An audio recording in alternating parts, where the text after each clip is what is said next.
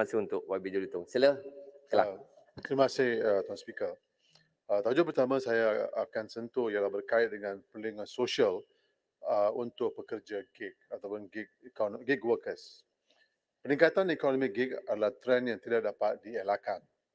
Berdasarkan indeks gig ekonomi global menunjukkan bahawa ekonomi gig cenderung untuk menarik lebih ramai generasi muda iaitu 25 hingga 30 tahun iaitu lebih kurang 46.2% dan 35 hingga 44 tahun iaitu lebih kurang 32.5%.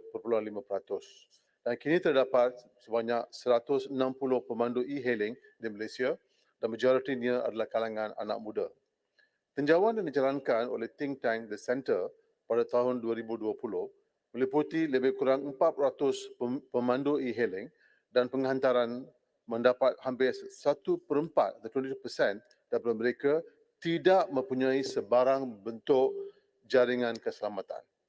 The 1/4 of our e-hailing workers do not have any kind of social protection ataupun tidak ada any kind of insurance hayat dan juga kesihatan dan juga tidak ada simpanan kecemasan dan juga tidak ada simpanan persaraan. This is very serious, Tuan Yang Bertua. Tahun lalu, Mac hingga Jun, sebanyak 150 kemalangan direkodkan melibatkan delivery riders, Grab Food dan juga Food Panda.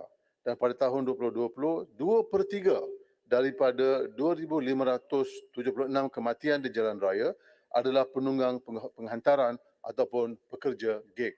This is quite serious, it's very high.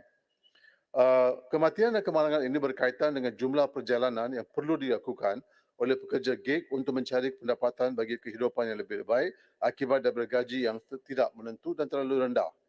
Kedua-dua agensi perlindungan pekerjaan iaitu KWSP dan juga Perkeso juga membenarkan pekerja gig mencarum secara sukarela di bawah caruman sukarela dengan insentif persaraan dan skim keselamatan sosial pekerjaan sendiri masing-masing. Namun dengan gaji rendah memang tidak insentif untuk menyumbang secara sukarela. Saya ingin mencadangkan supaya pekerja gig mempunyai pendaftaran automatik dalam skim Perkeso. Negara jiran kita Singapura telah berjaya mewujudkan perlindungan sosial untuk pemandu e-hailing mereka. Sementara di Indonesia, Gojek telah bekerjasama dengan Giga Cover, sebuah syarikat teknologi insurans yang berpangkalan di Singapura untuk melancarkan skim insurans perlindungan pendapatan untuk pemandunya. Dalam skim tersebut, pemandu boleh menikmati perlindungan pendapatan sebanyak RM80 sehari Singapura dan akan dilindungi 21 hari cuti perubatan dan juga 84 hari cuti kemasukan ke hospital termasuk tuntutan kemalangan. Program yang sedia ada di Malaysia tidak mencukupi untuk mengkurangkan kesan apabila krisis melanda atau 2 minit atau pekerja hilang punca pendapatan akibat kemalangan atau sebab-sebab lain. Kerajaan mesti menangani isu ini dengan mengiktiraf status pekerja gig dengan segera dan mendaftarkan mereka dalam sistem perlindungan sosial negara kita melalui aplikasi Mudah Alih. Dan juga satu lagi isu yang saya nak bangkit adalah berkait dengan pekerja informal. Pekerja informal yang merangkumi sekitar 5.9 juta tenaga kerja di negara. 39% of all Malaysian workers are in the informal sector dan mereka tidak dilindungi oleh sistem perlindungan keselamatan sosial yang sedia ada. Pekerja tidak rasmi adalah populasi yang besar untuk diketepikan dan memerlukan perhatian segera. Saya ingin ucapkan tanya kepada Perkeso yang telah memperkenalkan apa yang dipanggil SPS Lindung yang sekarang meliputi lebih 145 ribu rakan kongsi penghantaran makanan dan bungkusan di bawah SPS Lindung.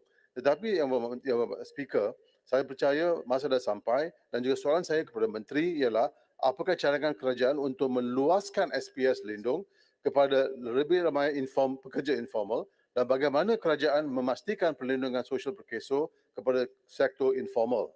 Saya juga mencadangkan agar kerajaan menerapkan pendekatan mendaftar dan mengenal pasti golongan pekerja informal seperti yang dilakukan oleh Brazil dengan mendaftar pekerja informal menerusi aplikasi online dengan menerapkan data daripada Bolsa Familia Cash Transfer Program. Ada banyak program seperti ini dan saya percaya Menteri dan juga wakil-wakil Perkeso tahu mengenai isu ini, tapi masalah sekarang ialah adakah kerajaan ada political will untuk memasuki informal workers Yes, ya. masuk dan juga mengambil services daripada SOCSO. Ini soalan Perdana Menteri. Terima kasih. Terima kasih, Berhormat Kelang. Seterusnya saya jemput Yang Berhormat Sri Putih. 3 minit.